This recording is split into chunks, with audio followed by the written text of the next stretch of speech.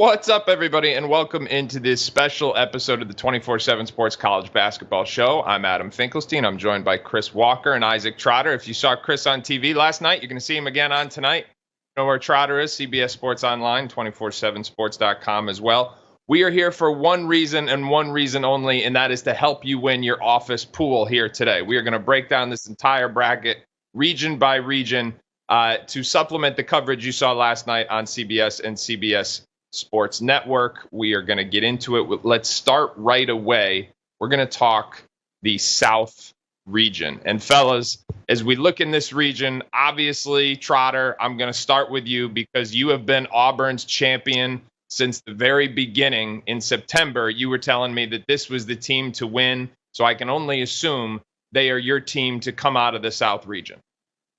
Yeah, bold and brave of you to go there. That's kind of where I'm running it back, right? Auburn, I think a lot of people looked at this South region and they said, well, Auburn, this is a tough path for them. Like, there's great teams near there. There's an Iowa State team. There's Michigan State, all of these things. I looked at the draw and I thought it was a great draw. I think Auburn was one of my big winners from Selection Sunday. If they get Louisville or Creighton in the second round, both of those teams are highly dependent on making threes to score, both ranked in the top 20 in three-point rate. No high major team allows fewer threes than Auburn. Like, they are terrific at blanketing the three-point stripe. The other underrated part about this region, a lot of these offenses for some of these top teams have been scuffling lately. There's one top 20 offense in this region since February 1st, and that's Ole Miss, who, you could very much see a path where Auburn doesn't play them. Iowa State's been having offensive issues. Now they have Keyshawn Gilbert out. Texas A&M has had offensive issues all year. Michigan State has had offensive issues all year. So those are the type of teams that have to try to stop an Auburn offense that has built analytically one of the 3 or 4 best offenses in the internet era. Like, I'm riding with Auburn. I think they have a great path to make it to San Antonio. All right, so Chris, this is my question to you. If not Auburn, then who? And from a coach's perspective, what are you worried about with Auburn? I love listening to Isaac and listening to him talk about the analytics and how he believes that Auburn, their three-point defense, will be able to save them. Isaac, remember this. They've lost 3 of their last 4 games going to the season, to the tournament. There's something not right at Auburn right now, right? So we could talk the numbers, and surely those things are true. But something is going awry right now with Auburn, and we'll see if they can fix it during the NCAA tournament. I think they got the toughest draw. That's what I believe. Michigan then just won the Big Ten. You got Michigan State, who won the outright Big Ten. A&M, who beat Auburn. You got Creighton with Kalkbrenner inside, who can neutralize Janai Broome. Now, I know that Auburn has an older team than the OKC Thunder. But at the end of the day, I just believe from a coach's standpoint, they've lost a little bit of their air. And I am one of those guys that does not believe that the SEC, numerically, yes, but if you go through some of these SEC teams and you look at their scheduling, only a few teams allow them to have the strength of schedule that they had as a conference. Auburn winning the most quad one wins of all time certainly helped. But I'm telling you right now, I don't personally believe the SEC is as strong as people make it out to be. And I think Auburn could struggle. So, Chris, I'm going to hit you with this. I'm going to give you a little more analytics. So let's talk about the number 2 seed, Michigan State, number 5 defensive team in the country, 25 in offense. Their Achilles heel is that they don't shoot the ball too well. They don't have anybody averaging over 12 points per game. So depending on how you look at it, that can be a good thing. It can be a good thing because you can't shut down just one guy and be okay. It's a bad thing because I don't know that they have a go-to closer to carry them unless we want to say Jace Richardson is that guy. So what is the case for Tom Izzo to get back to a Final Four? You already made the case, Tom Izzo. That's the case. They just won the Big Ten outright, right? And so my thing is, you're talking about guys who've been in 8 Final Fours, and you made a great point. They don't. And I've argued with John Rosting about this. I said, John, how can a team win a major conference outright like the Big Ten and not one kid makes first team All Big Ten? Explain that to me. Explain that to me. So what you're saying is that being a team doesn't matter. It's all about a specific star. And guys, you know this. We're accustomed to Michigan State having a pro here and there. But at the end of the day, this may be one of his better teams. Jace Richardson, yes, he's a freshman. Jaden Akins. But I'm telling you, forget about the numbers. The CNCAA tournament, and I know again, I love you guys, and I'm an analytic guy as well. But I'm gonna talk from the eye test and the coach's point of view. The fact that Tom Izzo, Bruce Pearl's a great coach too. But I think again, this region is right for Tom Izzo to get back to the Final Four. And Auburn, I think their path is a little bit tougher than people think. And I don't know if I think the SEC and that big boogeyman sending the 14 bids. I'm one of those guys that's sitting there and I'm going through it going like, I don't know if the SEC is tough as people made it out to be. Auburn's a really good team, but they can certainly be beat. All right, now if I'm going to give a sleeper Final Four pick in this league, I'm going to go with Michigan. Now, this was a little counterintuitive for them to win the Big Ten Conference Tournament because they came in having lost 3 in a row, but they have one of the best front court tandems in the country, and Vlad Golden and Danny Wolf. Ultimately, Dusty May showed that late game execution, being able to go end to end for the game winner. What it comes down to for me with Michigan is turnovers. That has been their Achilles heel all season long. If they can take care of the basketball, I think they have a chance to make a run. I'm with Chris here in that I think Michigan could pose a threat to Auburn given the size they have, but it comes with a big caveat. I do not like their first round matchup. UC San Diego is a threat. They force turnovers. They shoot threes. Chris is going to get a chance to push back on that in just a minute. But UC San Diego, they can't skip past that one. But if they do get past that one, I think they have a chance to get to San Antonio. Let's talk about those UC San Diegos, and let's talk about the potential sleepers. And if you're watching at home or in your office, make sure that office door is closed. Make sure you got the headphones in so your boss can't hear this. All right. Let's talk about the sleepers. And I want to caveat it with this. If you're in a pool where it's weighted, where you get more points, if a 15 seed gets right, that's something you got to take into account now. The 8-9 matches are fun, the 7-10s are fun, but if you get more points for picking a 14, you got to think long and hard about that. So Trotter, obviously, the quote unquote Cinderella here that a lot of people are talking about is North Carolina. We don't need to go down that rabbit hole because a lot of people have talked at length. I know Chris and the guys on the show last night really dove into that about whether or not they should be in the field, but they are in the field. Tell me what their chances are of making a run now that they are in the first 4. I think if you're Hubert Davis, like with the interior defense, it's kind of been an issue for most parts of the season. You kind of have to like the draw, right? Like San Diego State is a really good team, but they're more perimeter oriented. They don't have that back to the basket big man that they're going to really try to overpower North Carolina inside. And if you're able to get past that, you play an Ole Miss team who basically plays 5 out and has a 6'9" Malik Dia as their starting center. So it's like, I think you could make a case that Carolina's path here is not too bad to make a little bit of a run. I could see them making a little bit of noise if they can start playing their best basketball. Now, granted, here's the one thing that I'm eyeing. San Diego State is a terrific turnover forcing defense, and so is Ole Miss. And Carolina, the best version of them, they've been a good ball control team on paper this year. I think if you look at the analytics, it'll tell you that.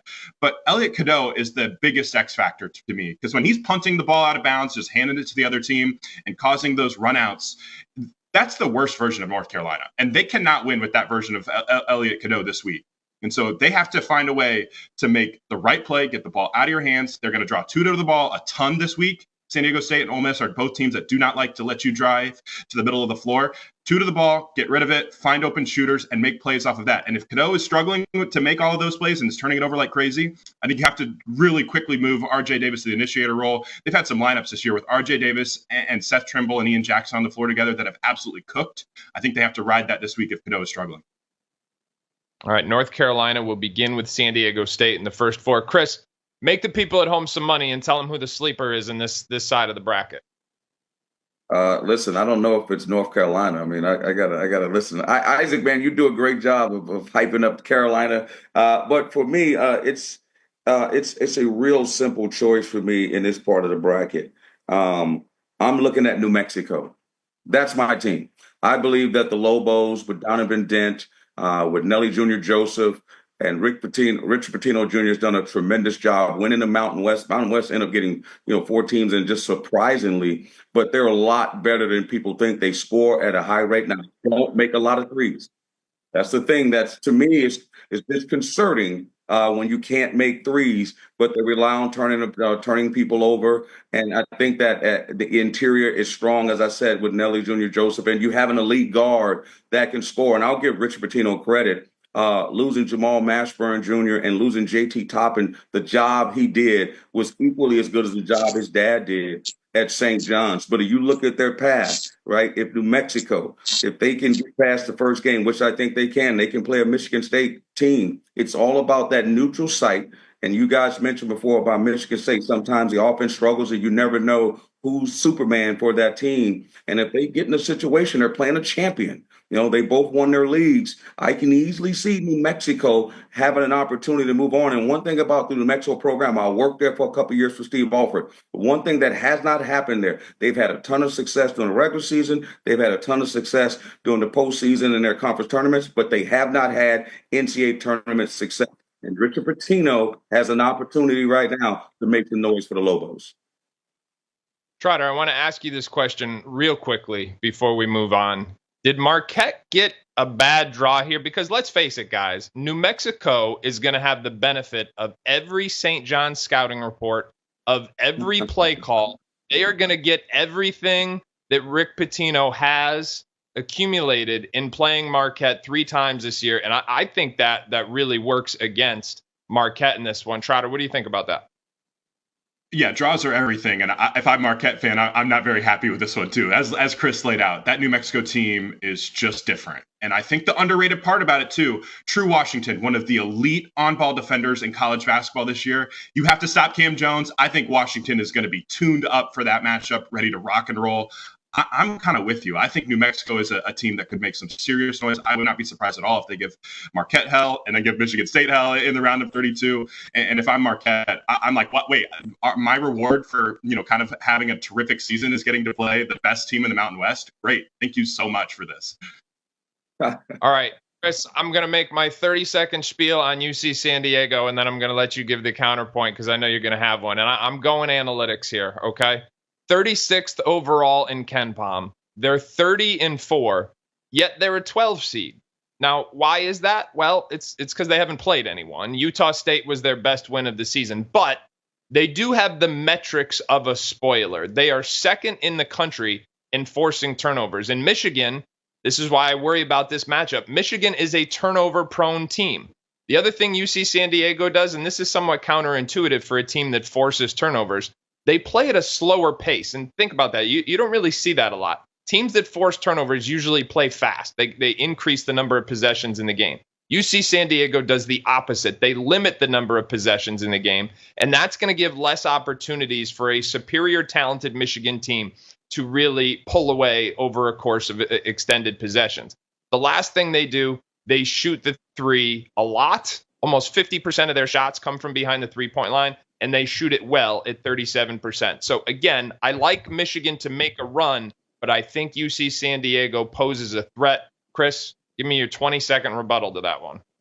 Listen, I love you guys. That's why I love coming on this show. I love the numbers, but listen, the Maize and Blue, they're throwing something at the screen now. Listen to you talking about a team that just won the Big Ten. They got Dusty May, who's taken FAU to the Final Four. They're one of the only 2 teams in the country that plays with 2 7-footers. There is no way on this earth that they're going to force turnovers. They're not athletic enough to force turnovers against Michigan. There's, again, look at Michigan's perimeter. They're athletic as well. I like to see how that UC San Diego perimeter fare against their perimeter. And I just think that their size is going to overwhelm them, and they're just going to punish them inside. And you're right. Listen, if they make threes and turn the ball over, any team could lose, right? We could talk about that with any team. I just think they're going to overpower them. They're going to move on. All right, everybody, remember, this is going to be a very busy week of the 24/7 Sports College Basketball Show. In fact, you might as well call us the pregame show because we are going to be live on the CBS Sports Network Wednesday, Thursday, and Friday at 1 p.m. You can find full previews of the day and days to come Wednesday, Thursday, and Friday, 1 p.m. on the CBS Sports Network. All right, fellas, let's turn our attention to the West region, and I'm going to start by making a case for Florida and Todd Golden, who, you know what, guys, I think they have a case to be the best team in the country. They are 30-4, the SEC champion, 2nd overall in KenPom. They're also the best offensive team in the country by the numbers, number 10 in defense. Here's what I like about them beyond the numbers. First of all, they play fast. But they do it with legit size. They've got Alex Condon. They've got Ruben Chignello. They've got Micah Handlagden back. And then they've got Thomas Hawk. I don't know how that name, I've never known how Haugh spells Hawk, but whatever, we're going with it. He's a heck of a player. They've got 4 legit bigs that they can rotate in and out of the game. And then they have arguably the best backcourt in the country with Walter Clayton, Elijah Martin, Will Richardson. They take care of the ball. They're an excellent offensive rebounding team. They force tough shots. And they've got 6 straight wins now over what were ranked teams at the time of the game. So Florida is my choice to come out of the West region. It's not exactly a hot take since they are the number 1 overall team. But when we look at this, what I want to ask you guys, and Trotter, I will start with you. If not Florida, then who? My eyes immediately went to Texas Tech, and I love backing teams in March that can score in a variety of ways. And I think this Texas Tech offense, when healthy, is one of the most well-rounded units in college basketball. Darian Williams is such an X factor for them because he scores those tough shots that a lot of teams are trying to force in the middle of the floor. He can play a little booty ball. He can back you down if he has a smaller guy on him, get to those fadeaway jumpers in the paint. But you have JT Toppin and the Elijah Hawkins pick and roll that's been one of the most unstoppable actions in college basketball this year. Toppin will destroy you in the paint with his little floaters, and all his touch around the rim is terrific. And then they're also one of the best three-point shooting teams in college basketball. Like, Chance McMillian is a straight-up sniper. Christian Anderson comes off the bench and looks completely fearless. Elijah Hawkins, you have to guard him. Kevin Overton, you have to guard him. Darian Williams, you have to guard him. JT Toppin, you got to guard him. Like, that team can score from 3, they can score from mid-range, and they can score at the rim in very, very efficient ways. They have great coaching there. Grant McCaslin's done a terrific job with that group. He's weaponized that offense. They've transformed into a group that I think just, it feels like they're almost a little bit matchup proofer. They've seen so many different coverages this year, and they just cook all of them. Like, that's the team where I think, yes, Florida's the favorite, and they should be. They're playing terrific right now. But if you see Texas Tech in the Elite Eight, like, that would be an absolute banger of a game. I would be super excited to see that one. I have Texas Tech coming out of this region.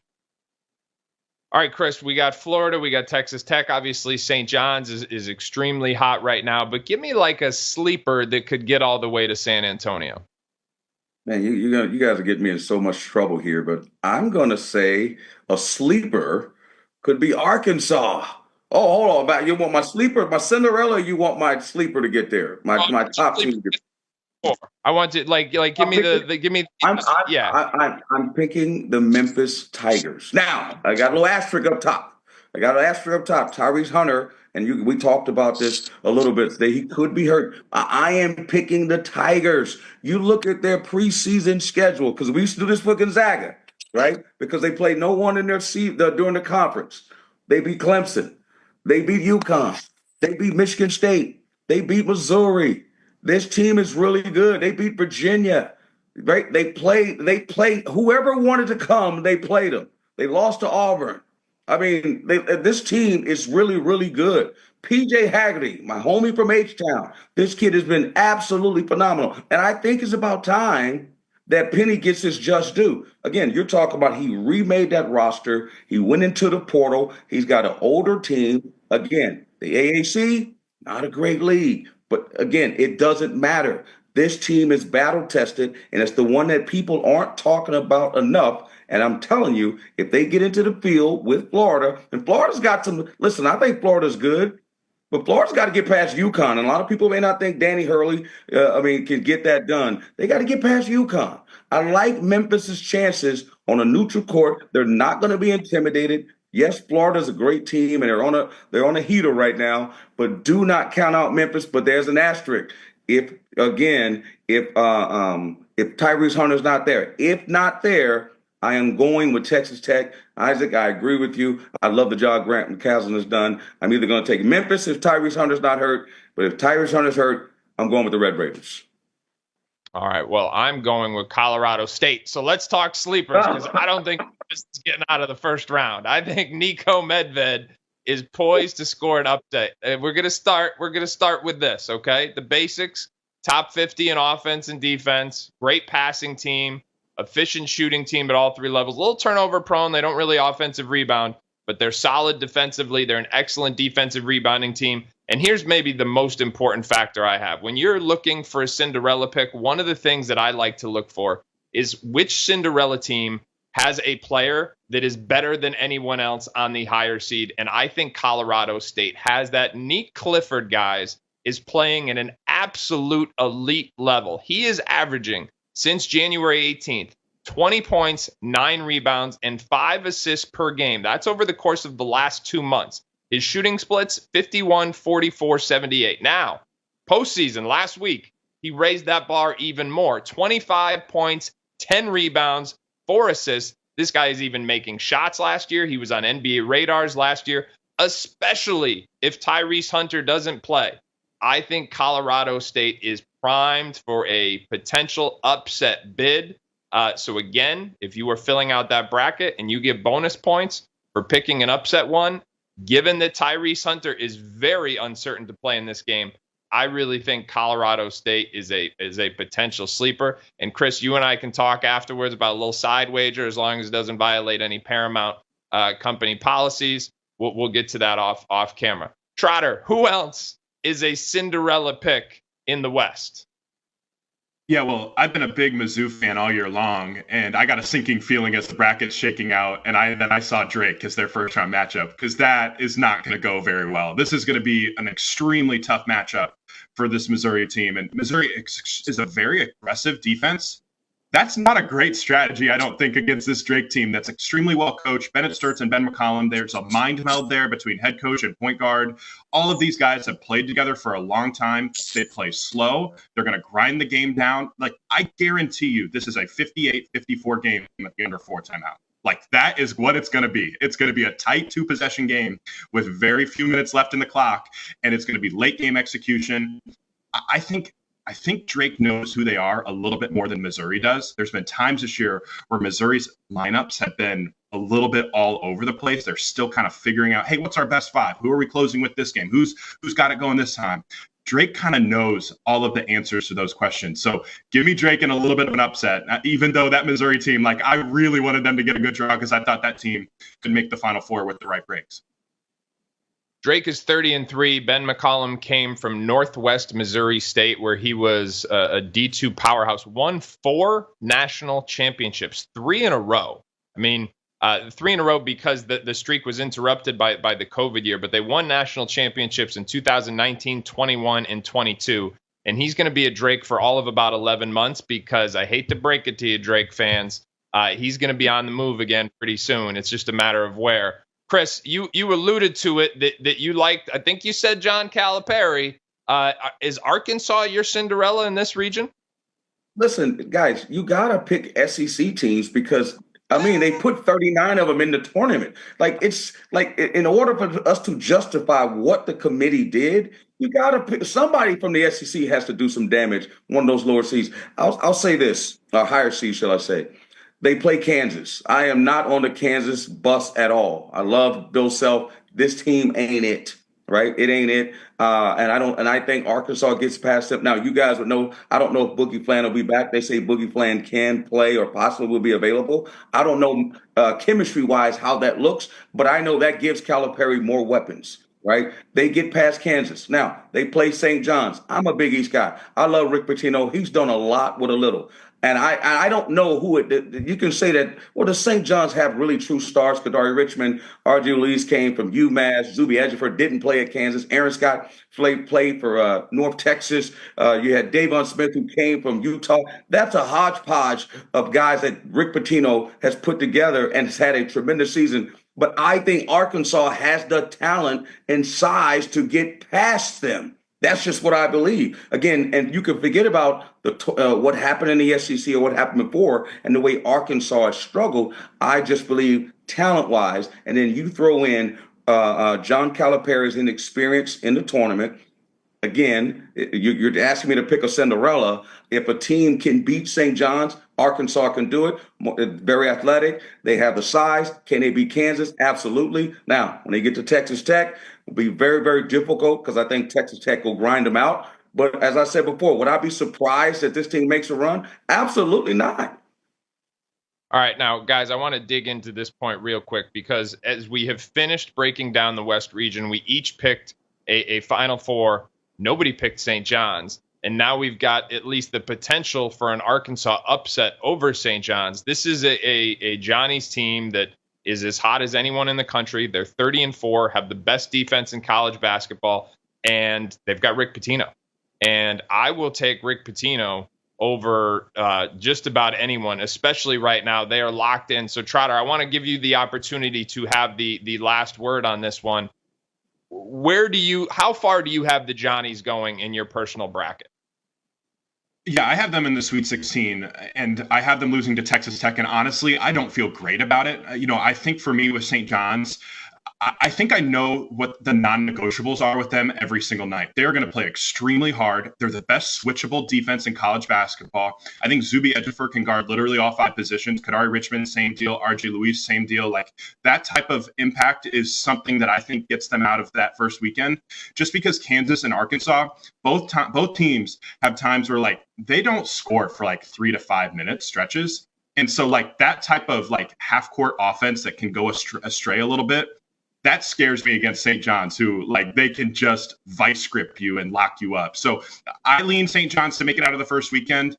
But that Texas Tech team, like I said earlier, the number of threes they shoot compared to the number of threes that St. John shoots, I think the math could lead to Texas Tech advancing. And that's why I have Texas Tech in my Elite Eight and ultimately in my Final Four.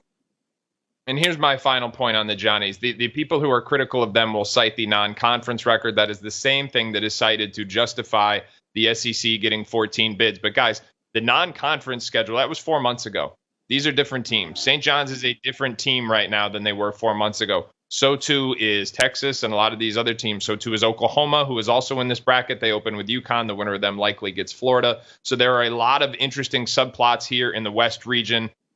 You know what? We're going to continue to break this down all week long. As I said, the 24/7 Sports College Basketball Show. This is just the first of 4 episodes this week. We are the pregame show Wednesday, Thursday, and Friday, 1 p.m. live on the CBS Sports Network. You are not going to want to miss that. All right, fellas, let's keep it going and let's dive into the East region. Now, the East region is where Duke is the number 1 seed, coming off the ACC Tournament Championship without Cooper Flagg and without Malik Brown. Now, Trotter, you have them winning this division and getting this region, getting all the way to the Final Four in San Antonio. I think most people would admit they are certainly the favorite, but make the case for Duke, especially in light of these recent injuries. Well, it certainly helps that we've gotten good news on the Cooper Flagg injury front. The rolled ankle definitely looked bad. The wheelchair incident looked a little bad too, but it sounds like Cooper Flagg's going to be able to play. He was not in a walking boot. He was moving around pretty well at the ACC tournament. And John Shire says he's going to play. That being said, I think the profile of what this team is giving me a lot of UConn vibes. They are one of the best rim protecting teams in college basketball. That strategy is outstanding. It forces team to play jump shot roulette. You're going to have to make a lot of jumpers to beat Duke. And secondly, offensively, Duke is getting a ton of shots at the rim, and they're creating a ton of unguarded catch-and-shoot threes because they have trigger men all over the floor. Zion James, I think, is one of the best connecting role players in college basketball. Con Knippel is obviously a terrific shooter, but he can pass it as well, too. Cooper Flagg as that point forward certainly helps. Tyrese Proctor has really sped up his release on his threes. He's a knockdown shooter now. Like, they just have answers to the test everywhere offensively, and they're creating great shots, and defensively they're turning your water off at the rim. I think they have a great path to make it to the Final Four, and if they don't, I think we're going to have, like, this is going to be a big disappointment because this team has put up special stuff this year, and now it's time to actually prove it on the biggest stage. Now, Chris, you know this better than anyone. The biggest key to getting to a Final Four is staying healthy. You and I were both kind of aligned in thinking that Alabama could make a run here, but they too have got some injury issues. Grant Nelson, we're kind of waiting to see his status, hoping he's going to be available in the first round. But what is the case for Nate Oates to get to his second consecutive Final Four? You know what? I love Nate Oates and the way they play. And I love the points that Isaac just made about Duke, because that's certainly true. But here's the thing about Alabama. And I mentioned before about the SEC, that after they played Auburn and lost to Auburn, their schedule was absolutely brutal. And I think that win at Auburn shows a lot about what this team can be. Certainly Nelson being hurt is a big deal. But I believe that the style that they play that got them to the Final Four last year, right? And again, they have to make shots. This team is not the best defensive team, right? But what they do best is, because they play such a fast pace, right? And they can continually, shall I say, put pressure on you. There's always pressure from three, right? They score at a tremendously high clip. I am one of those guys that believes offense can beat defense, and why I believe they can beat a Duke in a shootout. You could talk about defensively what Duke can do and lock you down, and you talk about rim protection, but no one's and the way Alabama plays is either going to shoot threes or going to get to the rim. And I think in a fast-paced game,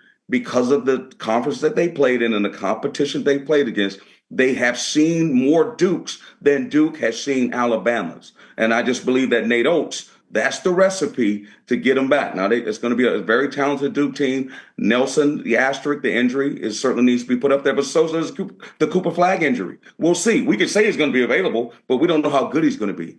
So, again, if you ask me in a phone booth, will you take Duke? Will you take Alabama? Duke is a sexy choice because of Cooper Flag. I'm going with Nate Oates, and I'm going with the experience of Alabama. Can I give you my one caveat to that? Because I'm aligned with you. We don't know where Cooper Flag's at. We don't know where Malik Brown's at. But my one caveat is which Mark Sears is showing up, because we need the version from 2 weeks ago. Mark Sears in his last 3 games, averaging 10 points per game, shooting a total of 11 for 36 from the field and 2 of 16 from the 3-point line. Now, the 5 games prior to that, he was averaging 28 points per game on 46% shooting and 38% from the 3-point line. If Alabama is getting to San Antonio, they need that guy to show up. All right, now this was a tough one for me because Duke and Alabama, I would venture to say there's about an 80% chance that one of those two teams is getting to San Antonio. But the team that I want to shed a little bit of light on is BYU. Now, I know you probably think I'm crazy because they got a tough first-round matchup, and I admit I hate that first-round matchup. VCU could potentially knock off this BYU team. But BYU came in, fellas. They were playing great basketball until Houston really slammed them in that conference tournament. But Houston plays a very distinct style of play, and as good as VCU is, they go out there and they spread the floor with 4 guards, and that's a matchup that BYU can win in. Richie Saunders, who you're seeing right there, has played at such a high level in the last few months. Yegor Demon, everybody knows about his NBA potential. That's been a big talking point. But I think the pace and space that Kevin Young plays with, if you look at the matchups he's got, VCU in the first round, like I said, tough matchup, but good team. Analytically driven, they've got a chance to win that game, but I like the way those two teams match up. And then Wisconsin in the second round, I think that too is a game that BYU could win because of the way they match up. So just a little sleeper, like Chris had Memphis in the last region. I think BYU is a sneaky pick to make a run and contend for a spot in San Antonio. But Trotter, as we dig into the Cinderellas, tell me why you are worried about BYU against VCU in that first round matchup. This could age poorly, but I didn't really like a lot of the double-digit seeds in this region. And so VCU was kind of like the choice that I have because I didn't like the other ones. And here's the thing with VCU that I think stands out. This is one of the elite pick-and-roll defenses in college basketball. You have to be on your P's and Q's against BYU. And BYU is a heavy pick-and-roll team. We'll have to see if VCU's defense is up to the snuff. Also, I love the length and the athleticism of this defense and these guards. Max Shulga, Joe Bamasiel, Zeb Jackson, those 3 guys are big, long, physical. The pressure that VCU plays with on the perimeter is actually really similar to the pressure that we see from Houston, who has given BYU problems not once, but twice. So I think that is like this clash of styles between just 2 outstanding units, BYU's offense versus VCU's defense. Another underrated part about VCU, this defense does one of the best jobs in college basketball at limiting those drive and kick threes, which we know are like one of the most efficient threes that you can take. That's BYU's bread and butter. Like that's what they create left and right. And so I'm just super fascinated to see which version or which unit can finally instill its will in this game more. And I think the X factor for me is going to be Phil Russell for VCU. BYU forces the teams to take a ton of off the dribble 2-point jumpers. Russell is the type of guy that can knock those shots down for VCU. He's a bucket getting guard. I think he's going to have a huge game if VCU wants to hang in this one. All right. Well, so much for my Cinderella Final Four pick. Before I go to you, I got to shout out Matt Dix. He's blowing up our YouTube comments. We appreciate the views. We appreciate their interaction. Don't go anywhere. But Chris, tell me who's your Cinderella pick in this region? Listen, I was relegated to this because I didn't want to pick VCU because I've covered the A10 and I love VCU. And I thought they should have been in regardless of whether they won the A10 or not. But I'm going to go with Vanderbilt. I mean, how could you? Again, you got again, as I said, 29,000 SEC teams in the NCAA tournament, so you have to pick one of them. Vanderbilt again. You got AJ Hoggard, who came from Michigan State, Jackson Edwards, who's on fire. Mark Byington has done a tremendous job. They had no players, guys, because I think context matters. They had no players, and all of a sudden he goes into the portal, puts together a roster that's good enough to compete and what people say statistically is the best conference ever to get to the NCAA tournament. And now they're a 10 seed. I would not want to play Vanderbilt in the SEC as a 10 seed. Again, as I said before, you have to put those higher SEC teams somewhere. And to see Vanderbilt, a team who's beat Kentucky, this team can run with you. They're experienced. They have a really good coach who I think one of the best basketball minds in college basketball. It's just a team I wouldn't want to see if you're talking about a high seed in the NCAA tournament. It's just a tough one. And at the end of the day, I think there's a chance for them to move on, right? And they got to get lucky. And listen, they played Alabama. They get past the first round. They did lose to Alabama, but they're familiar. And that's the thing about the NCAA tournament. They're familiar, and they could give Nate Oates some fits if they get past the first round. Well, it's an interesting point you bring up, and I think the selection committee addressed this last night about trying, because there's 14 teams in the SEC in the field, they have said they try and keep teams from the same conference away from each other as often as they can, but the SEC provided an unprecedented challenge in that regard because there's just so many of them. So it would be very interesting to see that matchup if that does come to fruition in the second round with Vandy and Alabama. Guys, this sounds counterintuitive, but my Cinderella pick, I guess, is Baylor. And, they're a 9 seed. So by the numbers, they are supposedly supposed to lose that first round game. This is a team under Scott Drew that is just 19-14, but they have battled injuries all season long. Now, I would contend they've played their best basketball as of late. Now, they won 3 of 5, but equally important to me is the fact that Houston and Texas Tech, who are both very legitimate Final Four teams, Baylor played them both very close here in the recent weeks. The other key factor to me with Baylor is Langston Love is expected to be back in the lineup. He missed their last conference tournament game, so that's going to give them a big jump. And I think one of the interesting storylines that maybe hasn't gotten enough national attention is that Scott Drew elected to move Jeremy Roach off the bench, and it's provided this instant offense type of element to their attack. He gave the reins over to Rob Wright, that freshman point guard. He starts in the backcourt along with VJ Edgecombe. We know Norshad Omier in the middle is an absolute double-double monster, averaging 16 points and about 11 rebounds per game. So the key with them is all about depth. It's all about health. They are also an exceptional offensive rebounding team, but this too is a little counterintuitive because of Omier and because of how good they are on the offensive glass. They've got to be a better defensive rebounding team. If they can defensive rebound and they can guard the arc, this is going to be a very interesting matchup between them and Mississippi State. Now, if Baylor gets through that, just hear me out on this. Hear me out. And Chris, I will let you respond to this. If Baylor gets through Mississippi State and they're healthy and Cooper Flagg is not, could they give Duke a game? I think they could. They gave Houston a game. They gave Texas Tech a game. So that's why Baylor, counterintuitive as it is to call them a Cinderella, I think they are the lower seeded team in this region to keep an eye on. But what's your quick rebuttal to that? You're not going to get Scott Drew coming at me in any way, shape, or form at going against Scott Drew. But I will tell you this. It's Jekyll and Hyde. Who shows up, the Baylor or the Bear? And so my thing is, you got 2 guys that have Final Four experience on their team in Roach and Nomad O'Chair. And obviously they've won a championship with Scott Drew. The problem is you have 2 really good freshmen, but to say that they could beat the Duke Blue Devils, I just think Duke is just too ultra talented and too consistent. And I love Baylor and I love the way they play. But for me, too inconsistent. And you're right, they did play Houston tough, and Houston is one of my teams to make the Final Four. But to beat Duke, even if Cooper Flagg is hurt, you saw what happened to Carolina. Even if Cooper Flagg was hurt and Brown was hurt, they still have far too much talent. And I just believe Baylor is just one of those teams. It just depends on who shows up and what they eat for breakfast that day. All right, let's if they get past Mississippi State, give me odds on that. We'll talk. All right, everybody, if you are The liking dentist, I don't know if they can get past that defense. if you like this these previews, you're going to want to stick with us all week long. The matchups are going to change, the odds are going to change. What will not change is our coverage of the games to come, and you can find us all week long. The 24/7 Sports College Basketball Show. We're going to be live on the CBS Sports Network, 1 p.m. on Wednesday, and then the pregame show on Thursday and Friday, 1 p.m. Eastern Time on the CBS Sports Network.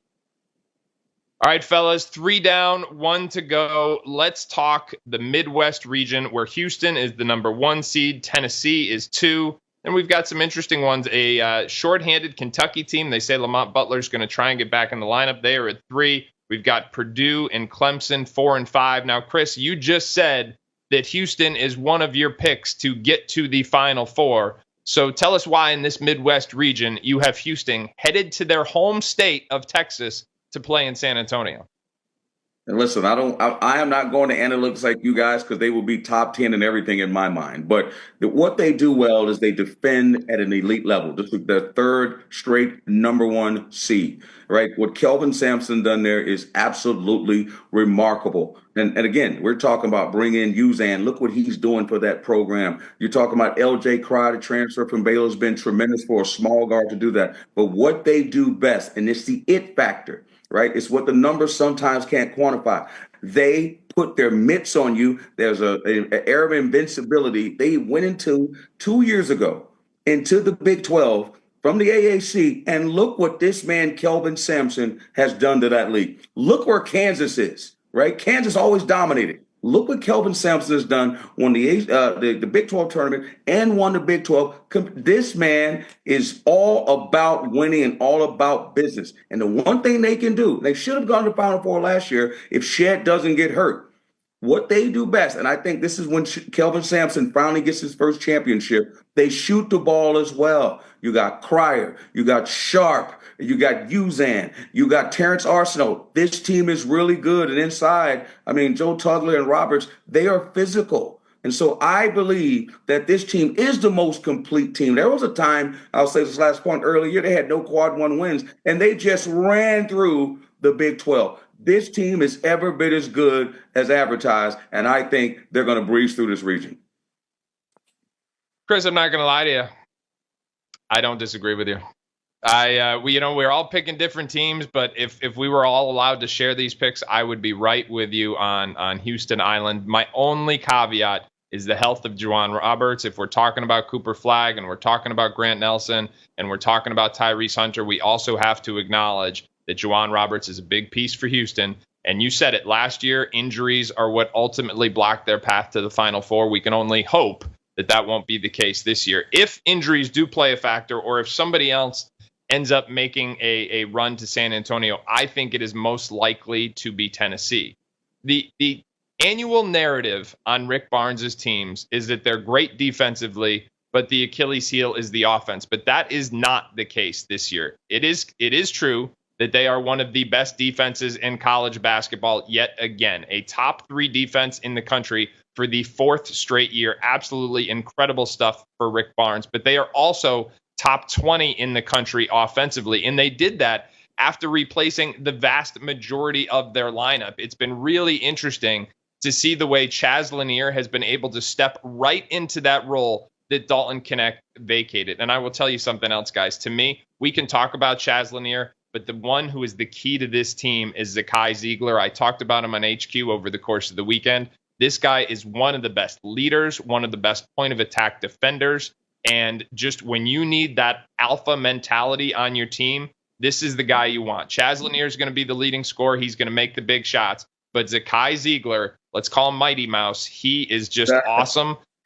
I think you pair him with Akpara, it gives them more of a pick and roll tandem than we've had over the year. Isaac, you've talked about that. They're more of a pick and roll threat this year. This is a better offensive Tennessee team than we've seen, and they're capable of beating you in more than one way on that offensive end of the floor. Last year, if Dalton Knecht had a cold night, they were going to lose. If Chaz Lanier has a cold night this year, they can still beat you. So that's why, to me, if it's not Houston, it's most likely to be Tennessee. But Trotter, as we have done in this exercise, we kind of explore the top 2 favorites to get to the Final Four. But if there's an unlikely, because there's bound to be an unlikely Final Four team somewhere in here, if it comes from the Midwest region, who would it be? Well, I'm not allowed to talk about Milos Uzan anymore, so that's why I have to pick Gonzaga. This is a group that I think is kind of trending in the right direction at the right time. And this team is the number 2 half-court offense in college basketball this year. And in the NCAA tournament, when the game slows down a little bit and you can't score in transition and you got to run something and get good actions and get good shots, I trust Gonzaga to do that at a very high level. So Houston is definitely my favorite. Tennessee, the case is made, is fine. But Gonzaga, I think, is a really, really scary 8th seed. And it's also because they're one of the most unlucky teams in college basketball this year. Get this, they're 0-7 in games decided by 6 points or fewer. Like they had toss-up games at the under 4 timeout 7 times and somehow found a way to lose every single one of those. Like you're supposed to go 4-3 or 3-4 in those type of games. Gonzaga goes 0-7. You could easily make a case for this group that they're underseeded. They're very, very talented. This was a preseason top 5 team. None of that has changed. Ryan Nembhard, one of the elite initiator point guards in college basketball. Graham Ike, obviously we know what he can do in the paint, but I also think Gonzaga's staff does a really nice job of matchup hunting. They did a great job against St. Mary's. They inserted Braden Huff into the lineup, went with 2 bigs next to Ike. They hadn't played that lineup much at all year long, got him a bunch of buckets. And more importantly, Gonzaga's defense has started to trend in the right direction. They're a top 20 defense since February 1st. If those 2 things coalesce, if Juwan Roberts is a little bit banged up, Houston is going to have a really, really tough time in that round of 32 game. The winner of that, I think, makes the Final Four. Guys, one of the reasons why I'm so intrigued with this Midwest region is I think there are more potential first-round upsets in the Midwest than maybe any other region. And I look down and I see of those 8 first-round matchups, I've got at least 4 that I think could flip. So, Chris, I'm going to start with you. If you had one circled on your bracket, again, make the people at home some money. Who's the upset hunter that's going to get it done in the Midwest region? For me, it's McNeese State. Right. And you're talking about a team and Will Wade, who probably won't be there very long after this game, has found a niche. He was a head coach at LSU and got caught up in a bit of a scandal there. But his team has dominated.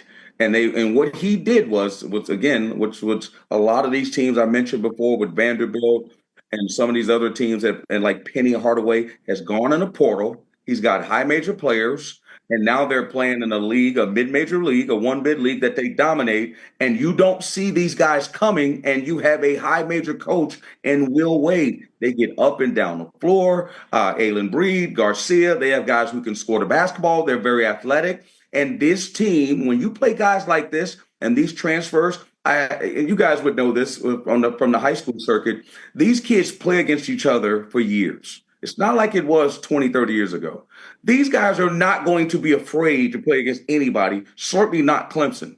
Clemson hot off Elite Eight last year, Brad Barnell, great coach. But Will Wade is going to have these guys loaded to bear. And if you want to make some money, this is one of the trendiest picks, I believe, McNeese State. I wouldn't be shocked at all if they pulled off this upset. And this is a 12-5 every year. It seems there is a 12-5 that comes through. It's also worth noting, Will Wade, he went to Clemson. He's long been rumored. I left that out.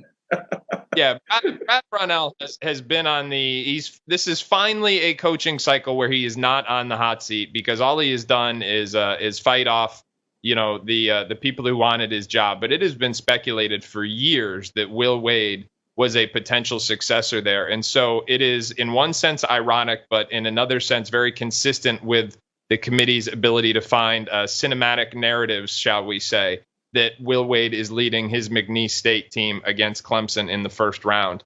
Trotter, I'm going to go with a team here that you and I have talked about, and that's Xavier. Xavier was one of those teams that, let's just call it like it is. They were nervous on Selection Sunday. They hoped they had enough. They ended up getting it done. They're going to open with Texas in a play-in game. This is a Xavier team that I think will ultimately get past Texas, and then I think could give Illinois a real scare. Illinois, just like Chris has said that Baylor was Jekyll and Hyde, to me, Illinois is the biggest Jekyll and Hyde team in college basketball. Trotter, I know you're going to get into that in a minute, but this is a Xavier team that plays as hard as anyone, that has inside-out scoring presence, that if you look at their quality of results and their quality of play over the course of the last couple of months, I think they are clearly better than where they are seated. Sean Miller even said it. He said, listen, we are not the same team that we were in the first 2 months of the season. If you look at who we are now versus where we were in the beginning of the season, we are a team that is vastly different. I think Xavier is poised to not only win that Texas game, I've got Xavier beating Illinois as well, which would potentially set up a Sweet 16 matchup with Xavier and Tennessee. And that could be fascinating to me. But Trotter, what's the counterpoint here? Yeah, this is a fascinating little quadrant here because I think you could make a case that Illinois is the healthiest group of all of these teams. Xavier has still had some injuries that they've had to go through. Kentucky, like we've talked about, the 3 seed. Lamont Butler, is his shoulder even okay? Like the fact that he's even considering coming back to play is impressive. We already know that Jackson Robinson is going to be out. So I'm looking at this Illinois team. Consistency has not been a strength of this unit all year long. But there is real talent here, and I think Will Riley's emergence as a go-to playmaker changes the math for this group a lot. He's 6'8". He's very slippery at the top of the key. That spin move to get into the paint is terrific. And Brad Underwood's teams are terrific offensive rebounding teams, and they're finally fully healthy. Merez Johnson is now back. The sickness that plagued this team throughout most of Big Ten play is also gone. Xavier has had troubles this year stopping teams that are extremely good on the offensive glass. That would be Illinois' path to do it. And then I also look at that matchup against Kentucky. If Illinois is able to get there in the round of 32, Kentucky struggles on the offensive glass. Like those are the areas where I think Illinois is going to have to get after it. And, you know, the narrative with Illinois has been the same thing all year long. They take a ton of threes and they don't make enough of them. When Illinois is not the worst three-point shooting team in the history of the sport, this is a good team. Like when they shoot more than like 31% from three-point range, Illinois has been terrific this season. I think they're like 18-2 when they've done that so far this year. That's the path for this group. They create good shots, but they have to knock them down. And now there's no excuses anymore. None. Merez Johnson's healthy. Tomi Avicic is healthy. Kasparis Yakushonis is healthy. Will Riley's playing the best version of himself. Like he looks like a potential top 20 pick. It's now or never for an Illinois team that got a great draw. Now you have to go out and string 2 good games together, which has been really hard for this group for the past 3 months. All right, guys, I would be remiss if I didn't give the people at home just a couple other things to take with them as they're filling out their bracket in this Midwest region, because as I said, I think this is the region of potential first round upsets. Keep an eye on High Point and Purdue. I understand. I think this is actually a pretty good matchup for Purdue, but High Point is one of those teams that has the metrics of a giant killer because they're a top 25 offense in the country. They shoot a lot of threes. And when they knock down 3-point shots, they're capable of beating anyone. The problem is going to be on the defensive end of the floor. Can they guard Purdue? That's going to be the challenge, whether or not Braden Smith is just able to pick them apart. So keep an eye on that one. Another one to keep an eye on is this UCLA-Utah State game, 7-10. The winner of that would get Tennessee. That, to me, is another interesting one. And then I'll say this. Nobody is talking about Troy, but one of you guys just alluded to it. I don't know what Lamont Butler's status is for this one. They say he's going to try and play. Keep in mind that Kentucky has been starting Travis Perry at the point guard position for the last at least the last month here. Travis Perry wasn't even in the rotation to start the year. He was their 3rd string point guard, a local Kentucky kid who they took last year with the promise of developing him in what they hoped would be a 4-year career. Now all of a sudden he's their starting point guard by default. They lose Jackson Robinson. They lose Kirk Kriisa, and Lamont Butler is trying his best to play through it. Those were their 3 primary ball handlers. And what Mark Pope has done with this team to try and figure out how to scrap their way into some wins has been beyond commendable. But at some point, you've just got to worry about somebody who can really turn them over. Guys, I want to end with this here before we wrap this up. And this has been a great show. Hopefully people have been helped out filling their bracket. But give me a national championship pick for each of you. Trotter, if you don't mind, I will start with you. Who you have winning the whole thing? I went with Duke, and I guess that's a little bit of a hot take, I guess. I mean, not a hot take. Everybody else is probably going to see Duke as their pick, but that team, I don't see enough flaws. And I don't think the age thing is really concerning to me because they're so big and they're so physical and they create so many problems on both ends. Like I talked about, offensively, defensively, I think the process from a maths perspective has been terrific. And I think execution-wise, that group is starting to find themselves in late game scenarios. They were great against Louisville. Very, very good late in that game, finding ways to get good shots. great on the road against North Carolina, finding ways to get good shots in late game scenarios. I just think that team checks off every box for me that I look for in a national champion. And I think the same blueprint that UConn has used is the one that Duke is going to use. And I think history repeats itself this year and Duke wins the title. All right, Chris, it's your turn. Who is winning the 2025 national championship?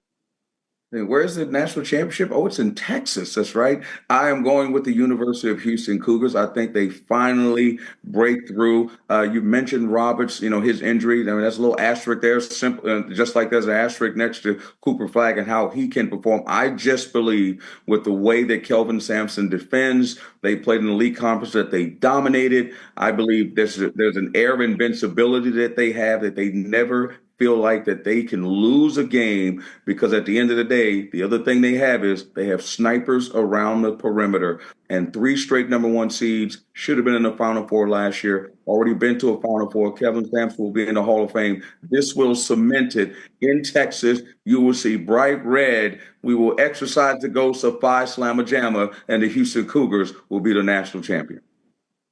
All right, I'm going to make one last case for Florida, the SEC champions, the conference champions in the best conference potentially of all time. The previous record was 11 teams in the NCAA tournament. This year, the SEC got 14, and Florida got them all with a conference championship. As I said, they can beat you in so many different ways, and ultimately, that is what is the differentiator for me. They can beat you with defense. They're top 10 in the country. They can sure beat you in offense. They're the best offensive team in the country.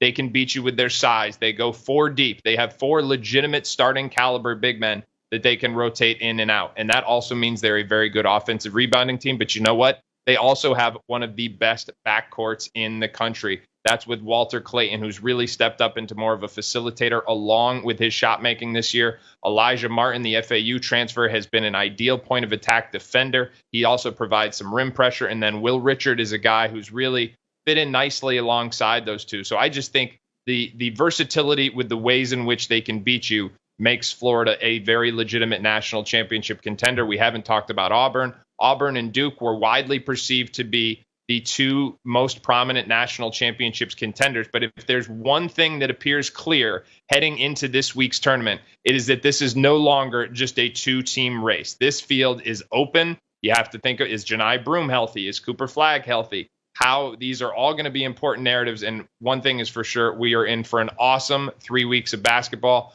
We thank you for joining us here today. For Chris Walker and Isaac Trotter, I'm Adam Finkelstein. We're going to see you 3 more times this week, Wednesday, Thursday, and Friday on the CBS Sports Network. We will be breaking down games all week long and throughout the tournament. So we will see you again real soon. Thanks for watching.